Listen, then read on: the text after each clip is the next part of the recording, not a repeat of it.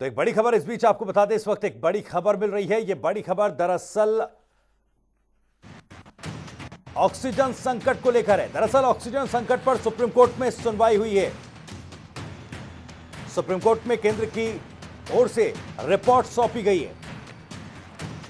कल दिल्ली को 770 metric ton oxygen दी गई है। केंद्र ने अपनी रिपोर्ट में कहा ट्रेन से आज 280 मीट्रिक टन ऑक्सीजन आ रही है। तीसरी लहर पर सुप्रीम कोर्ट ने चिंता जताई है। दरअसल तैयारी होगी तो तीसरी लहर को संभाल सकते हैं, सुप्रीम कोर्ट ने कहा है केंद्र सरकार से। बच्चों पर हो सकता है तीसरी लहर का असर। टीकाकरण में बच्चों के लिए सोचा जाना चाहिए। वैक्सीनेशन को लेकर सुप्रीम कोर्ट ने नसीहत दी कि तीसरी लहर का अगर बच्चों पर असर हुआ तो उसको लेकर वैक्सीनेशन के बारे में सोचा जाना चाहिए। मां बाप अस्पताल में रहेंगे या क्या करेंगे, इसका प्लान क्या है। तो ऑक्सीजन संकट पर सुप्रीम कोर्ट में सुनवाई हुई है और केंद्र ने अपनी रिपोर्ट सुप्रीम कोर्ट को दी है, जिसमें कहा गया कि 770 मीट्रिक टन ऑक्सीजन दिल्ली को दी गई है। इसके अलावा 280 मीट्रिक टन ट्रेन से आ रही है।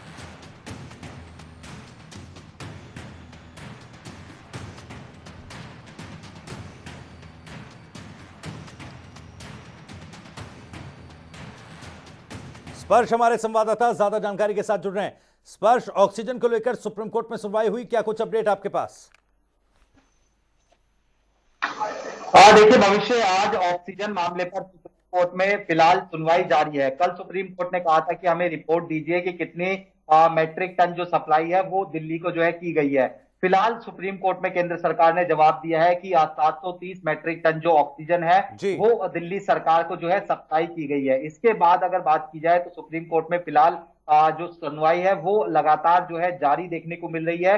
इस बीच अगर मैं पूरा घटनाक्रम अपने जो तमाम दर्शक है उसको बताना चाहूंगी किस तरीके से पूरे सुनवाई का जो सार रहा। इसके बाद जो केंद्र सरकार के जो वकील थे, सॉलिसिटर जनरल, उन्होंने कहा कि दिल्ली को जो सप्लाई की जा रही है वो आज जो दिल्ली की मांग है उससे ज्यादा जो सप्लाई है फिलहाल जो है कल की गई है।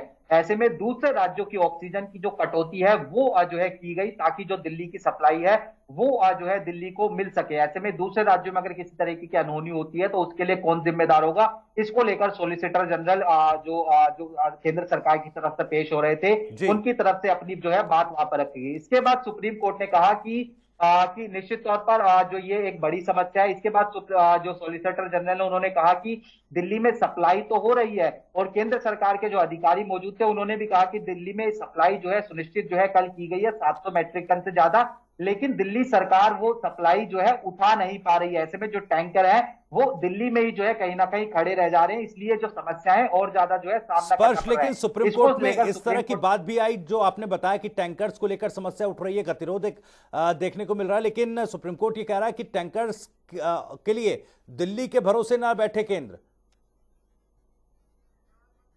बिल्कुल भविष्य, पिछले दिनों ये कहा था सुप्रीम कोर्ट ने कि जो टैंकर है उसमें उसको लेकर जो है सिर्फ दिल्ली पर जिम्मेदारी नहीं होगी, इसके साथ साथ केंद्र सरकार की भी जिम्मेदारी है, क्योंकि देश की राजधानी दिल्ली है। ऐसे में सबकी निगाहें जो है वो दिल्ली में जो है टिकी हुई है।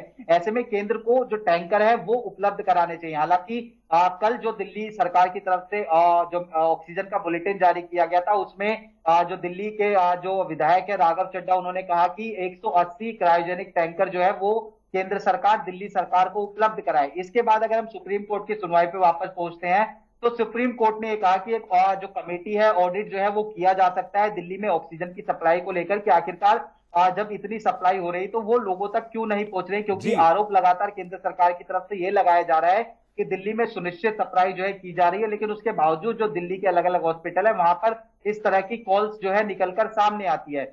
इसके बाद तीसरी वेव को लेकर जो है सुप्रीम कोर्ट कहीं ना कहीं आज जो है चिंतित नजर आया। इस सुनवाई के दौरान उन्होंने कहा कि तीसरी वेव में बच्चे भी जो इन्फेक्टेड है वो हो सकते हैं। ऐसे में इसको लेकर किस तरीके का प्लान जो है वो जो है बनाया जा रहा है, इसको लेकर सुप्रीम कोर्ट चिंतित था। उन्होंने कहा कि क्या बच्चों के वैक्सीनेशन को लेकर जो है सरकार सोचते हुए नजर आ रही है।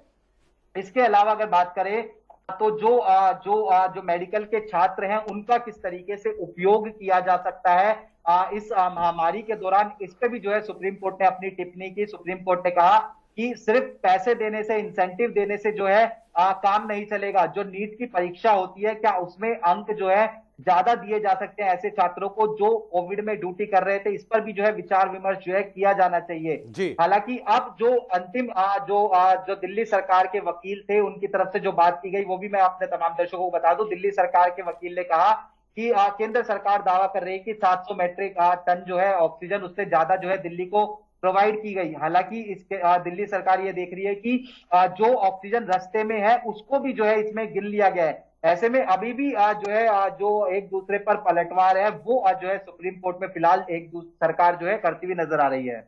जी। बिल्कुल जैसा आपने बताया स्पर्श, दिल्ली सरकार ये कह रही है कि जो फिलहाल ऑन द वे ऑक्सीजन है जो अभी तक दिल्ली में नहीं पहुंची है, उसको लेकर भी उसको मिलाकर के आंकड़ा सुप्रीम कोर्ट में पेश कर दिया गया है। और सवाल मेरा यही था कि आखिर इस गतिरोध पर क्या सुप्रीम कोर्ट में किसी तरह की बात हुई है, क्योंकि सुप्रीम कोर्ट ने तो कहा कि दिल्ली सरकार के भरोसे केंद्र ना रहे तो आखिर ये गतिरोध कैसे खत्म होगा?